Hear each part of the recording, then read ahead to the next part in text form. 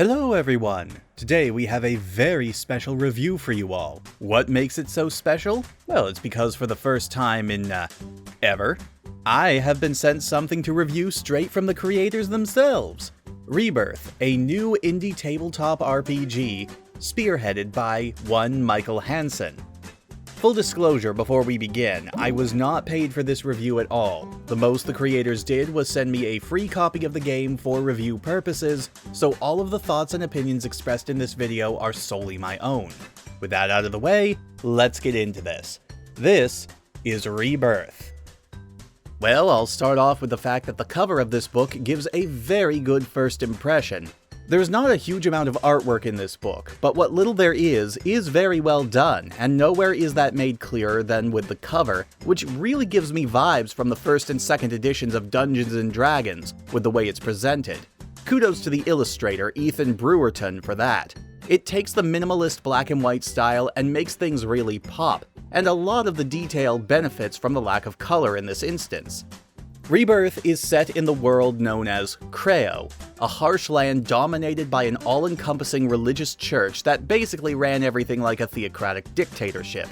That is until 7 nameless necromancers performed a ritual to pull a demon to their world and basically ripped him to shreds, each taking a piece of the demon for themselves to inherit his magical abilities and use that power to not only overthrow the church, but then use their powers to resurrect everyone into Undead, or the Reborn as they're called, who conveniently look pretty much the same as they did in life, but gain a lot of the benefits of the Undead, like no longer needing to sleep at all.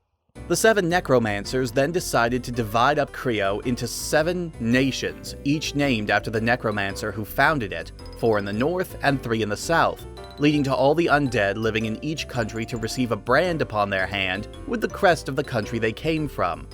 However, the 3 southern countries eventually banded together in an effort to try and take over the 4 northern countries in a war that has lasted for about 2.5 centuries and doesn't show any sign of slowing down. And thus is the state of Rebirth, where the players take control of wandering undead adventurers wandering around a land ravaged by war. And I gotta say, I really like the setting. I've always thought that necromancy as a form of magic would be interesting to explore if it were looked at as something not inherently evil on its own, but more like a tool, like any form of magic, that could be used for good or evil depending on whoever wields it. The game prides itself on not having ideas of good or evil. The closest it gets to any sort of morality system is the idea of the southern countries being more chaotic and the northern countries being more lawful. Beyond that, any sort of conscience or morality given to the characters is entirely up to the players and the game master. Each of the 7 kingdoms is given its own description as well, telling us in flowery text the general attitude and the state of the land that one might expect when going there. Daris, for example, is a tyrannical, dying land that its master may have control over, but is slowly beating it into the dust via his own oppressive rule. Meanwhile, in Reus, there is a concentration of medicine and perfection, and surgeons try to create the perfect Frankenstein amalgamation of flesh and bone. And yes, Reus is one of the lawful countries. However, this is about as far as it goes when it comes to lore. You have your backstory and a general overview of the state and attitude of each of the countries. There's some good lore here and a lot of nice setup and description, but a part of me does feel like it doesn't go as far as it could. While we are told that each country is named for the necromancer that rules it, and the state of each country basically reflects the attitude and ideology of those necromancers, there are no other important NPCs who are given a lot of detail. There are some mentions of potentially interesting NPCs, such as the Silent Mentor in Reus, but apart from a very brief description of him, no other details are given. In fact, the only NPCs that are given any sort of detail as to how they would actually function in the game are the 3 divine beasts that were left behind on Creo when the gods abandoned the world. These guys not only get some pretty good descriptions in and of themselves, but are also treated as full NPCs with combat abilities and gifts of their own, so clearly it is expected that a GM might have his players encountering these guys as enemies at one point or another. But not even the ruling necromancers are given such a treatment, nor are any of the smaller creatures or beings that they rule over. There is more lore given in the back of the book in the Legendary Artifacts chapter, detailing some interesting histories and backstories behind objects and how they relate to their original wielders and the world at large, and many of them are very clearly meant to give some ideas for adventure hooks, or at least end goals for the players to strive for, but apart from detailing the powers of the objects, there aren't a whole lot of actual characters provided in the book itself. I might be spoiled by games like Ironclaw or even some editions of Dungeons & Dragons, which go out of their way to provide plenty of important NPCs and lore characters for you to play around with, so not having any of that here does feel kind of disappointing. And yes, I should mention that there are several example characters and generic NPC templates available on the game's website, rebirthroleplaying.com, in their GM support section. But the fact that the book itself doesn't have anything like this is a bit of a letdown. Moving on to the actual gameplay, the game is generally what I would consider rules medium, meaning that it uses relatively simplistic ideas behind most of its systems, both for combat and for role-playing. The game uses a percentile system, from 1% to 100, represented by rolling 2d10 die and adding in any modifiers that you have. And FYI, there are a lot of modifiers, to try and beat a set percentage for challenges or another roll when going against another person in a contest or combat. The objective is to try and roll lower than your opponent, so the higher the percentile to beat, the easier the challenge is. Modifiers added to your roll are determined by things like your attributes, any special gifts that you have, whether or not you're suffering positive or negative effects from another person's gifts or talents, and how skilled you are at your main or secondary skill related to what you're trying to accomplish, which is pretty bog standard for most RPGs, though right off the bat this game lets you throw a lot of potential modifiers into every decision or roll that you make. So much so that there's actually a reference guide in the back of the book for the commonly used formulae, such as attacking, defending, saves, and so forth, and the character creation sheet comes with an entire page dedicated to writing down character-specific formulas so that you can keep track of your own personal numbers at a glance, rather than having to rerun the calculation every time you want to perform the same action. I'm actually surprised that more games don't do this, especially when it comes to games that require a lot of math very frequently. I mean, even a relatively streamlined game like Ironclaw or the later editions of D&D and Big Eyes Small Mouth do have a problem where some of the calculations can get pretty bogged down, especially in the late game when characters have almost too many options and boons to keep track of. In terms of character attributes, well, that's a little bit different than other games as well. This game has 9 stats divided into 3 categories, or trees as they call them. You have the basic stuff such as strength, dexterity, constitution, wisdom, will, and charisma, but you also have some strange additions like wit, tenacity, and attunement. I'm not really sure how I feel about this, as this many stats to manage seems a bit overkill to me, especially when some of these could easily be folded into one another or reworked as a series of skills in their own right. For example, wit basically governs things concerning street smarts. Tenacity and constitution do sort of overlap with one another, and even reading over the descriptions, it seems a bit overly complicated to have so many different attributes. This is mitigated somewhat by the fact that the player, while having all 9 of the attributes, chooses only one of the 3 trees to be their main attribute, and therefore, the ones that they use when making force, endurance, or intuition saves or tasks. For example, when determining the number of skill points a character has, they only use their main intuition stat plus a base number of 25 to determine how many points they have for ranking up skills like swimming, climbing, smithing, enchanting, and the like. And then we get to the last part of creating a character, choosing a class, and this is where it does get a little bit disappointing. It is very simple to create a character in Rebirth, because there are no races in this world. Everyone is already undead, or reborn. Instead, all you choose is a profession who have a set number of gifts that they gain as they level up. However, when you choose a profession, you are automatically pushed into being a citizen of one of the 7 countries.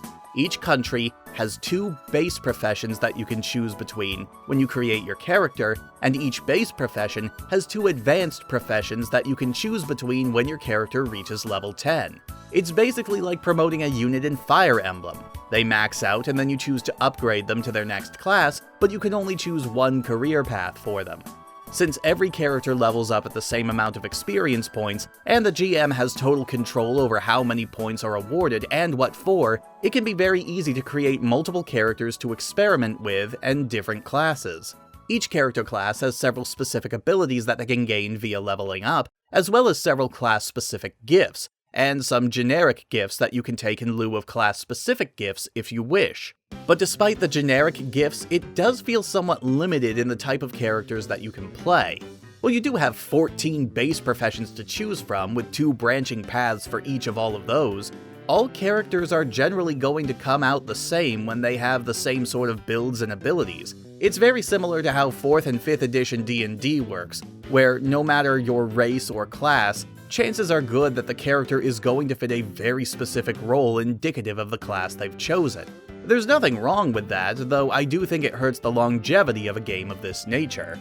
Another thing that this game has in common with later editions of D&D is the focus on combat, and this is made very evident once you start looking at the abilities of each class, which are almost all specifically combat-based. Even something like the Politician, which you would think would be more centered around persuasion and deceit, has abilities that are primarily used for buffing and debuffing their allies and enemies. Yes, an ability like Courageous Souls can be used outside of combat, since it gives bonuses to all checks and saves outside of damage rolls, but then you have an ability to prevent knockdown, one to add additional movement, and one specifically to grant a penalty to enemy checks and saves. Yeah, the Politician is basically a mage specializing in battle buffs. There's nothing wrong with a combat-oriented RPG, I want to stress that. Like I said, even Dungeons & Dragons, the biggest name in tabletop gaming, is primarily focused on fighting. It's a distinct flavor of game, and it's not going to be to everyone's taste. Me personally, while I enjoy them on occasion, they aren't necessarily my favorite type of game.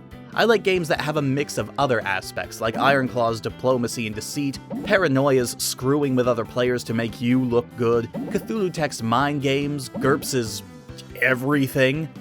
And when it comes to combat games, the foundation here is solid, and every class feels like it could easily fit into a couple of different roles, but it does mean that you'll have to get a bit more creative when it comes to role-playing, since the rules aren't specifically designed around campaigns that aren't combat-heavy. Though there is one real big problem when it comes to the class system that I see here that sort of stifles role-playing in general, and that's the fact that these classes are all tied to specific countries in Creo. When you're a politician, you're automatically from Sargon, bards always come from Naroon, botanists only exist in Narcon, and because every reborn has a brand on their hand signifying where they were born, coupled with the fact that the professions are specific to certain countries, it basically means that there's no way for players to lie about their origins. This also means that there's absolutely no way for a player from the southern chaotic nations to comfortably fit into a group made up of northern orderly characters. It's like the equivalent of trying to put an evil character into a group of good or neutral player characters. It's just going to end messy unless there is a very good reason for it, and even then, tension is going to be high. And yes, I know I said that a big focus of the game was the lack of alignments, but when you have countries that have been at war for so long, I doubt that any characters from opposite sides of the war meeting would be a smooth process, regardless of the reasons given, be it betrayal, tentative ceasefire, or what have you. The game does encourage you to think outside the box and refers to most of the rules in the book as guidelines, you know, going all pirates code on us. For this reason, and the fact that there isn't a huge amount of pre-made characters, monsters, and locations beyond a general description of the different countries in Creo, I think that this is a game that rewards more experienced or creative game masters, and because of its focus on combat, shorter adventures and campaigns also seem to be preferable in this setting. This certainly isn't a bad thing, again, as it strikes me as the type of game that would be fun to play around with during a relaxed weekend get-together when you and your crew are between longer campaigns in games like GURPS, D&D, or Ironclaw, or if you just want a nice little change of pace or a palate cleanser, and don't want to go for one of the big names. If you're more the type of GM that prefers having things pre-made that you can more easily alter rather than creating everything from scratch, well, the main book isn't going to do much for you. The book itself is short, at just 140 pages, and so you can finish it in an afternoon and easily understand everything you need to in terms of mechanics, but if the setting itself doesn't immediately grab you and get your mind flowing with possibilities and ideas itself, then I can see getting started being a bit intimidating in this game. The creators do try to mitigate this problem somewhat on their website, where they have a section of pre-made NPCs and characters that you can download and look over for free, and even encourage players to submit their own creations to be posted there as well. That is nice of them and all, but I still feel like these should have been included in the book proper. Every game benefits from having some robust examples of just what you can do with it. There's also a section on the website for add-ons, basically additional lore, classes, and information on some of the locations. As of the time of this review, only Sargon has an expansion for it, and I have to say, it fixes a lot of the smaller issues I had with what was included in the book. There's a much more detailed look at the inner workings of Sargon, there's a smattering of important locations that are shared, and how they operate and what they do. And it even goes into much more detail about the piece of the demon that Sargon holds, the tongue, even describing what it would do in the hands of a player character should that be something you want to include. It also adds 2 new professions and a small selection of new general gifts players can choose from, and I will say that sort of expansion greatly benefits the game, definitely giving a much better foundation for less experienced game masters to work off of for creating an adventure, at least one in Sargon and its surrounding lands. I'll also take this opportunity to greatly praise the creators of the game for offering these expansions for free. Do I think this sort of stuff should be in the book from the start? Well, yes, but that's mostly a view of hindsight, and the fact that Michael Hansen seems to recognize that there's a lot that can be expanded in the game, and is offering such expansions at no cost to the player base, speaks volumes about his passion for his own creation. Something that I think should be celebrated in a world where Wizards of the Coast would probably print out thin little booklets for a race, and then basically just regurgitate most of the information from the player's handbook in it, and then ask players anywhere from $5 to $10 a pop for them. Yeah, that was a great idea for 4th edition, guys. In conclusion, the game is mechanically very fun. It's easy to understand the percentile system, character creation has a decently simple flow to it, since you only have to worry about choosing a class and assigning your attributes, and the book is easy and quick enough to read through that most people would probably just be able to jump in with a character after a day or so of prep. The vanilla book itself, though, in terms of its lore, does leave a lot up to the game master, which, if you're the creative type who loves to fill in the blanks with your own ideas or throw in house rules wherever you can, then this will definitely be your type of game. For everyone else, though, it's a more tentative recommendation, at least for now. Like I said, the free expansions do a lot to make the game much more accessible to a GM that prefers to have a more fleshed out foundation to build upon, and the game's setting, while very grim, sets an interesting stage for quick, battle-filled stories that make a nice change from games that might require months of longer commitments from a player with an especially ambitious game master. If you're at all interested in the game, you can get a PDF version via DriveThru RPG for about $15, and physical copies of the book are available at Amazon for the very reasonable price of $20. Both links, along with all the free supplemental material and game updates, can be found at their site, rebirthroleplaying.com. And if you're interested in keeping up with the developments on the game, I'll also be including links to the game's official Facebook and Twitter in the description below.